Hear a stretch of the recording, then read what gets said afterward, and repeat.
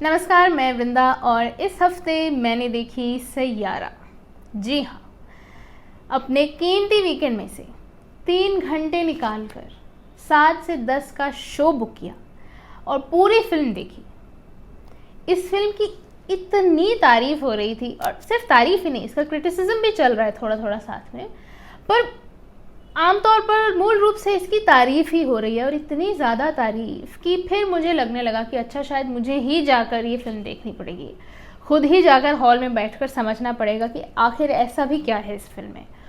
और जिस तरह से फैंस के रिएक्शन आ रहे थे, मुझे तो लग रहा था कि बस अभी ही कोई सीन आने वाला है जिसे देखकर मैं भी रोने लग जाऊंगी और मेरे आसपास हॉल में जगह जगह से सुबकियों की आवाज़ें आने लगेंगी, और हो सकता है कोई बेहोश हो जाए, और हो सकता है किसी को आईवी ड्रिप लगानी पड़े। पर ऐसा कुछ हुआ नहीं, तो मैं उस बात से भी थोड़ी हैरान थी। पर इस फिल्म को लेकर बार बार एक बात कही जा रही थी कि इसकी स्टोरी बहुत शानदार है, और वो मुझे काफ़ी इंटरेस्टिंग पॉइंट लगा। क्योंकि अगर आप देखें पिछले कुछ एक सालों में, तो जो बॉलीवुड के अच्छे डायरेक्टर्स माने जाते हैं, अच्छे फिल्म मेकर्स माने जाते हैं, प्रोड्यूसर्स या राइटर्स, उन लोगों ने बार बार ये बात कही है कि बॉलीवुड से अच्छी स्टोरीज़ चली गई हैं, अच्छी स्टोरीज़ लिखने वाले लोग नहीं हैं। और सिर्फ उनके कहने की बात नहीं है, हम खुद भी देख रहे हैं, बार बार फिल्म्स के रीमेक्स हो रहे हैं, हुए जा रहे हैं। हाउसफुल 5 आ गई है, मतलब कितना बार एक फिल्म का रीमेक नहीं है, उसका सीक्वल देखा जा सकता है। इवन टीवी में क्योंकि सास भी कभी बहू थी का रीलॉन्च किया जा रहा है इतने सालों बाद। तो सोचने की बात है कि क्या स्टोरीज ख़त्म हो गई हैं, कहाँ चले गए हैं सब राइटर्स। हम लोग तो कहानी कहने वाली सभ्यता हैं, हमें कहानियों का तो कोई अंत ही नहीं है हमारे समाज में। फिर कहानियाँ कहाँ चली गई हैं, कहानी कहने वाले कहाँ चले गए हैं। तो जब उस सब के बीच में, उस तरह के हालात में एक ऐसी फिल्म आए जिसके बारे में हर कोई ये कहने लगे कि इसकी स्टोरी बहुत शानदार है, क्रिटिक्स से लेकर ऑडियंस तक, तो जाहिर सी बात है कि थोड़ा इंटरेस्ट बनता है कि देखें कि वाकई क्या ये इतना बड़ा कल्चरल एक मोमेंट हमारे लिए सैयारा है कि क्या अब इससे स्टोरी राइटिंग में कोई बहुत बड़ा बदलाव आने वाला है, या इस तरह की कोई बात है। क्योंकि जो पिछले कुछ सालों में कुछ बहुत बड़ी बड़ी हिट्स रही हैं, उसमें बहुत सी फिल्म्स ऐसी रही हैं जो प्रोपेगेंडा फिल्म्स थी। अब वो तो एक अलग ही कैटेगरी हो गई जिस पर फिर कभी बात की जानी चाहिए। तो प्रोपेगेंडा फिल्म्स एक हो गई। दूसरी कैटेगरी एक बड़ी है हिस्टोरिकल फिल्म्स की। हिस्टोरिकल फिल्म्स और प्रोपेगेंडा फिल्म्स दोनों में स्टोरी से ज़्यादा बड़ी बात उनके एग्जीक्यूशन की है। हिस्टोरिकल फिल्म्स में भी जो स्टोरी कहाँ जाएगी, क्या होगा अंत में, हमें पहले से पता है। स्टोरी के अंदर बहुत कुछ और भी होता है, तरह तरह से सीन्स लिखे जाते हैं, सबकी अपनी एक वैल्यू है, पर उसका जो मेन ढांचा है वो पहले से तय है। तो इस सब के बीच में एक ऐसी फिल्म रिलीज़ होती है जिसकी स्टोरी की इतनी ज़्यादा तारीफ़ हो रही है।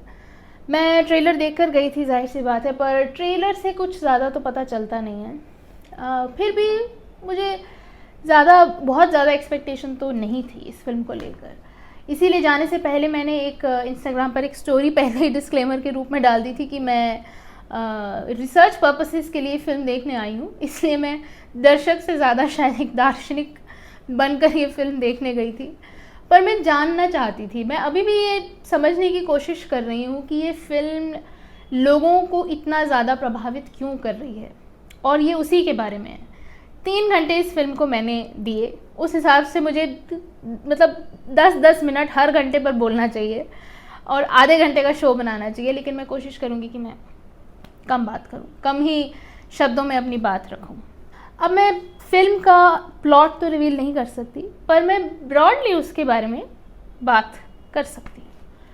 फिल्म की कहानी बेसिकली ये है कि एक लड़का है और एक लड़की है, और जो लड़का है म्यूजिशियन है और जो लड़की है वो राइटर है, और दोनों मिलते हैं, दोनों में प्यार हो जाता है। और फिर एक बहुत ही रेयर मेडिकल कंडीशन की वजह से एक बहुत बड़ा चैलेंज दोनों के सामने आता है, लेकिन दोनों उस चैलेंज से लड़ते हैं एंड लव ट्रायम्फ्स। दोनों फिर एक दूसरे के साथ खुशी खुशी रहते हैं, हैप्पीली एवर आफ्टर टाइप। उसमें ऑब्वियसली उस लड़की को बीमारी है, लेकिन उस बीमारी में उसके साथ आगे क्या होगा उस सब के बारे में कोई बात नहीं कही गई है। और जो डॉक्टर्स हैं वही इस कहानी की मेडिकल एक्यूरेसी के बारे में बात कर सकते हैं, मैं तो नहीं कर सकती। पर मैं अपनी बात वैसे करूँ as a viewer, as audience, मुझे वो बीमारी जो उस लड़की को होती है वो थोड़ी सी ज़्यादा ही फार फेच्ड लगी, थोड़ी सी मतलब इतनी रेयर बीमारी क्यों लानी कि अगर मुझे इतनी रेयर बीमारियों के बारे में जानना और पढ़ना हो तो फिर मैं किताब में ही ना पढ़ लूँ, क्योंकि ये कैंसर वगैरह नहीं है। कैंसर तो फिल्म्स में अक्सर दिखाया जाता है। बॉलीवुड में कौन सी ऐसी बीमारी है जो लोगों को नहीं हुई? हमारे हीरोज़ और हीरोइंस को हर तरह की बीमारी हो चुकी है, पर ये कुछ नई ही बीमारी थी। और बीमारी नई नहीं है, बीमारी नई नहीं है, लेकिन वो जिसको हो रही है उसमें थोड़ी सी हैरानी की बात है। खैर, वो डॉक्टर्स के सोचने का सवाल है। पर ये बीमारी भी अपने आप में कोई बहुत ओरिजिनल कहानी नहीं थी, क्योंकि मैं वहाँ हॉल में बैठी हुई थी और मुझे एक बहुत पुरानी भी नहीं, 20 साल पुरानी फिल्म होगी, अजय देवगन की और काजोल की, और उस फिल्म में भी यही बीमारी थी। इसी बीमारी के इर्द गिर्द पूरी कहानी चलती है। उसका नाम था यू मी और हम, उस फिल्म का नाम था। और मुझे ये फिल्म देखकर उस कहानी की भी याद आई। तो फिर सवाल था कि जब स्टोरी इतनी ओरिजिनल नहीं है, स्टोरी में इतना कुछ बहुत कमाल का मूविंग बहुत ज़्यादा ऐसा प्लॉट तो नहीं है, बीमारी से दो लोग लड़ रहे हैं और प्यार जीत जाता है, ये तो बहुत पुरानी कहानी है। तो जब से भारत में सिनेमा, इंडिया में सिनेमा का आउटपुट हो रहा है, तब से ये प्लॉट तो रहा ही है। तो फिर ये कहानी इतनी चल क्यों रही है? किसी ने मुझसे कहा कि फ़िल्म देखकर ऐसे लग रहा है कि कॉन्सर्ट में बैठे हैं, तो वो बात सही है। आपको फ़िल्म के टिकट के पैसे में कॉन्सर्ट भी मिल जाएगा और आपको फ़िल्म भी मिल जाएगी। कॉन्सर्ट के पैसे भी आपके पूरे वसूल होंगे।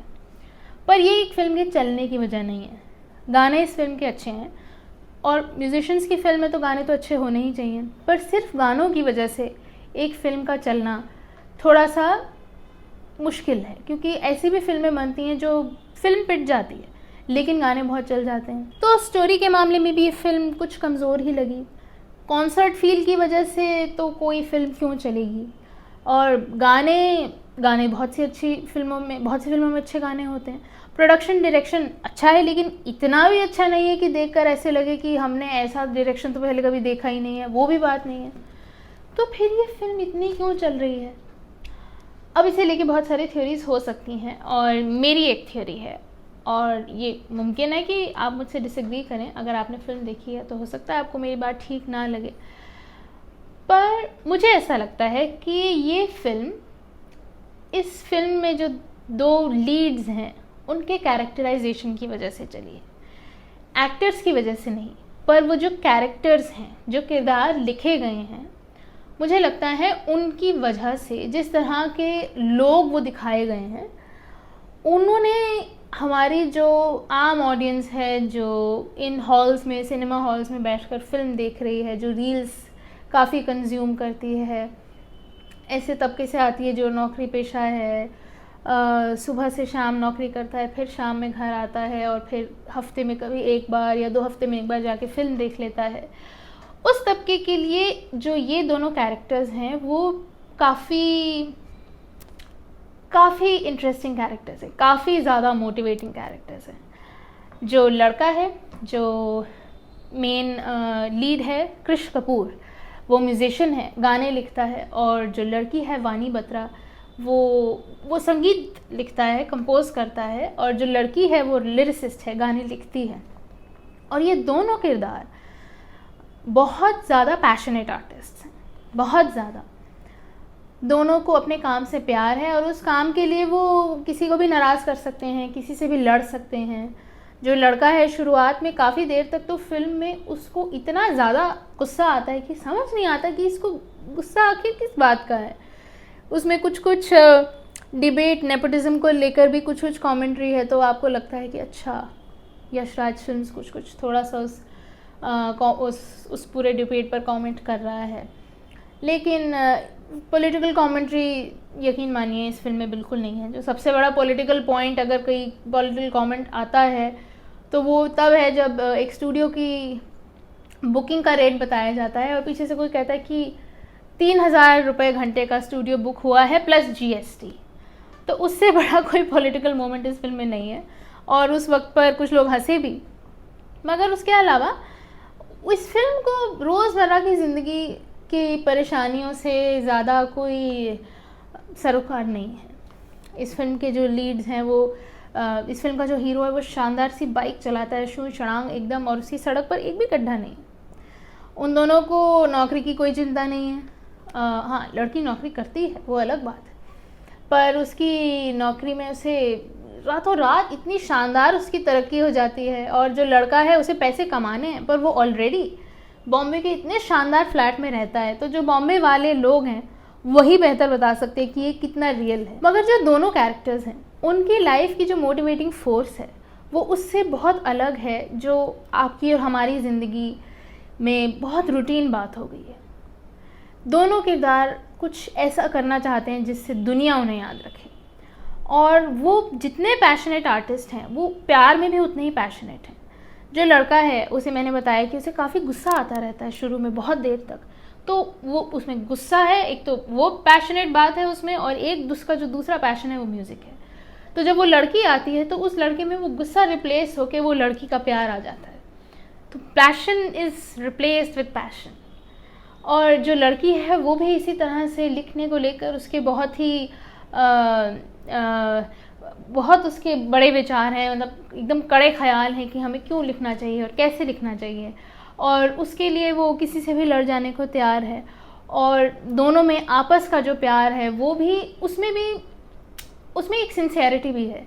ये शब्द मुझे मेरी एक फ्रेंड ने कहा कि इस फिल्म में एक जो बात है, और ऐसी दूसरी फिल्म्स में भी, जो दोनों किरदारों के बीच में जो सिंसियरिटी दिखाई गई है वो कहीं ना कहीं हमारी आम जिंदगी से शायद कुछ कम हो गई है। हम एक ऐसे समय में रहते हैं जहाँ पर डेटिंग ऐप्स हैं और आपको लेफ़्ट और राइट स्वाइप करके किसी को पसंद करना है, मैट्रिमोनियल्स के लिए वेबसाइट्स हैं, और लोग एक ऑर्गेनिक तरीके से, एक नेचुरल तरीके से एक दूसरे से मिल नहीं पा रहे हैं। और उस सब के बीच में आप अचानक एक ऐसी लव स्टोरी देखें जहाँ पर दो लोग अपने इंटरेस्ट की वजह से एक दूसरे के पास आएँ, एक दूसरे के करीब आएँ, और फिर उनमें प्यार हो और फिर वो उस प्यार को निभाएं। तो ये कहानी अपने आप में बहुत अच्छी लगती है। ये कहानी वो दिखा रही है शायद जो हम अपनी ज़िंदगियों से चाहते हैं, हमारे कम्युनल टाइज़ में हम चाहते हैं, हम अपने आस पड़ोस के घरों में किस तरह के हमारे रिश्ते हो गए हैं, हम उसमें वो सिंसियरिटी चाहते हैं, और अपने पर्सनल रिलेशनशिप्स में भी हम वो सिंसियरिटी चाहते हैं जो हम इस फिल्म में देखते हैं। पर कई तरह के कारणों की वजह से, जिस तरह के इकोनॉमिक सिस्टम्स में हम काम करते हैं, जिस तरह के शहरों में हम रहते हैं, जितनी लोनलीनेस से हम लोग गुजरते हैं शहरों में रहने वाले लोग, हो सकता है अक्सर वो सिंसियरिटी लाइफ में नहीं मिल पाती। तो जब आप पर्दे पर उसको देखते हैं तो आप उसे बार बार देखना चाहते हैं, वो आपको मूव करती है। और फिल्में हमेशा अपने दौर का दस्तावेज़ होती हैं। वो उस वक्त के लोगों को उनकी ज़िंदगी के जो मोटिवेशंस हैं, उनकी ज़िंदगी में जो चीज़ें उन्हें बनाती हैं, जो चीज़ें उनकी ज़िंदगी को खूबसूरत बनाती हैं, या जो उनके संघर्षों को बयान करती हैं, फिल्में उस सब को दर्ज करती हैं। आप दिलीप कुमार से लेकर राजेश खन्ना या फिर अमिताभ बच्चन या अनुराग कश्यप की बाद में फिल्में देखें, आप शाहरुख खान को देखें, आप इस सब के बीच में जो पैरेलल सिनेमा चल रहा था, आर्ट सिनेमा जिसे कहा जाता है, उसको देखें। ये सब अलग अलग तरह का सिनेमा था जिसने अपने उस दौर को अपने अंदाज में दर्ज किया, और सैयारा को भी उसी तरह देखना चाहिए। आप अपने शहरों का हाल देखिए, एक बारिश होती है, मथुरा से लेकर बिलासपुर, जयपुर, पुणे, हैदराबाद, गुड़गांव, सब कुछ ठप हो जाता है, डूब जाता है एक बारिश में।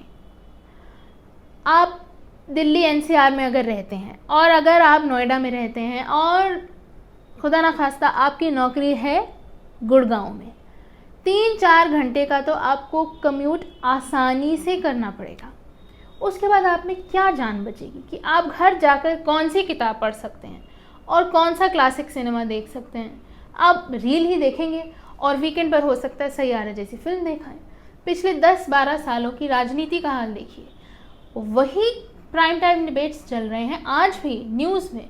आप 5 साल पहले का डिबेट उठाकर देखिए और आप अभी का डिबेट उठाकर देखिए, आपको कोई फ़र्क नहीं दिखेगा। उसी तरह की बयानबाजी हमारी राजनीति का एकदम नॉर्म बन गई है, वही नॉर्मल हो गया है। वही हिंदू मुस्लिम की खींचतान में और उसी तरह की नफरती भाषा में हम लोग हर वक्त घिरे हुए हैं।